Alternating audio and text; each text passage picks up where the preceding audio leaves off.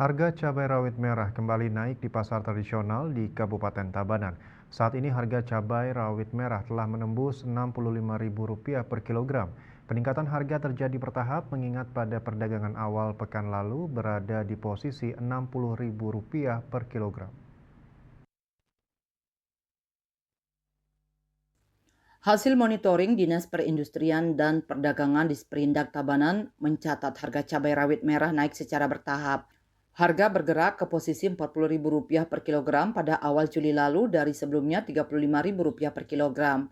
Di Sperindak Tabanan juga menemukan adanya komoditas yang harganya turun, di antaranya cabai merah keriting turun ke level Rp45.000 dari posisi Rp48.000 per kilogram. Harga cabai rawit hijau turun dari Rp50.000 ke Rp40.000 per kilogram. Sementara harga telur ayam ras turun dari Rp28.000 menjadi Rp27.000. Kabag Ekonomi Made Hari Sujana mengungkapkan, kenaikan harga cabai rawit merah ini menjadi atensi Tim Pengendalian Inflasi Daerah TPID. Begitu pula komoditas beras dan minyak goreng yang mulai mengalami kenaikan harga. Dalam rangka mengendalikan inflasi, Pemkab Tabanan melalui bidang terkait rutin melakukan monef dan sidak sebagai upaya memantau perkembangan harga. Selain itu melaksanakan Zoom TPID dan ketika menemukan adanya indikasi kenaikan harga bahan pangan, segera diusulkan untuk diadakan operasi pasar.